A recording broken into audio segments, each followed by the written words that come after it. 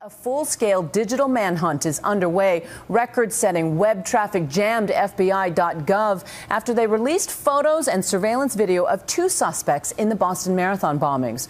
Over the past 3 days, investigators have pored over countless clues, but one crucial piece of the puzzle reportedly came from this man, Jeff Bauman, that severely injured spectator whose ashen face became an iconic image appearing on our screens as responders whisked him away. Jeff lost both legs below the knee, but his brother told a reporter when he woke from surgery while still in the ICU, Jeff gave a description of a man he saw moments before the blast, putting down a backpack. It may well have led investigators to a dramatic breakthrough we begin with tonight. With more, here's ABC's chief investigative correspondent Brian Ross in Boston. Brian? Juju, it was an extraordinary moment and the beginning of a massive international manhunt. Federal law enforcement authorities now believe that a team of at least 2 men carried out the bombings here. Not a lone wolf, but 2 men, described tonight as armed and extremely dangerous. They are now the world's most wanted men. 2 men in their 20s, caught on tape. Suspect number 1 with a black cap. Suspect number 2 with a white cap worn backwards, both wearing backpacks that the FBI believes held the bombs. We initially developed a single person of interest. Not knowing if the individual was acting alone or in concert with others, we obviously worked with extreme purpose to make that determination. Indeed, through that process, the FBI developed a second suspect. Off to the side of this video, runners can be seen heading to the finish line, and time code markers indicate the footage was made about 13 minutes before the first bomb went off. Their walk is very directed and a little bit intense, but not so much that the average person would pick it up. In other words, it's clear to me they're on a mission. The FBI believes, but does not have photographic evidence, that the first explosion is linked to suspect number 1. But for suspect number 2, with the white hat, a different story.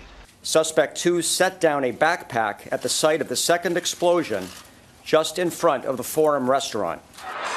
That second bomb was set off just 12 seconds after the first one, as suspect number 2 walked away. Suspect number 2 with the white cap on proceeded west on Boylston Street, and that's all we know right now. Officials say they made the images public now because they need help in connecting the faces of the potential suspects to actual names. But they warned these are dangerous men. No one should attempt to apprehend them except law enforcement. Let me reiterate that caution. Do not take any action on your own. The still grieving and shell-shocked people of Boston seemed eager to know every detail and to help tonight. You saw these? Yeah. These are the people the FBI thinks had the bomb. Is this helpful? Absolutely helpful. I mean, you got 2 clear pictures of people carrying backpacks. They made a place that you love and you grew up in tainted, and they hurt innocent people. And it makes you, like, it hurts. And I see them and I almost don't want to give them the time of day, and you want to focus on the heroes, but at the same time, I want to find out what's wrong with you. Like, why would you do that to innocent people? One of the state's former governors and most prominent residents said he was confident the suspects would be found.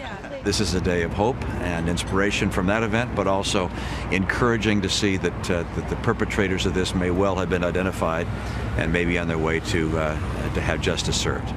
There were other new developments today based on some 300 pieces of evidence recovered from the crime scene.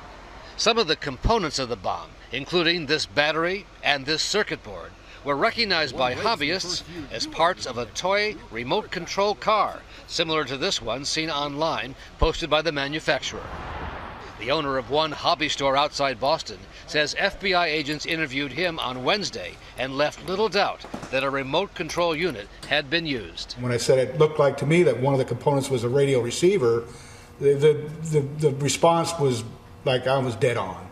There are even instructions on the internet about how to use the components of a remote-controlled toy car to set off a bomb, both from the Anarchist Cookbook and jihadist sites as well. All of this happened on a day when the city began the recovery process. with President Obama joining others for an interfaith service. We are one Boston. No adversity, no challenge, nothing can tear down the resilience in the heart of the city and its people.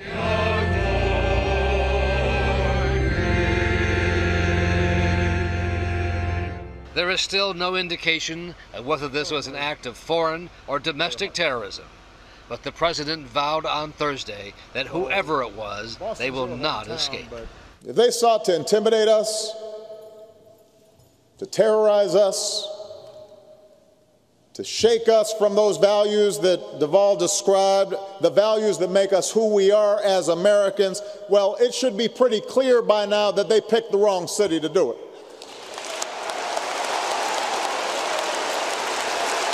Not here in Boston.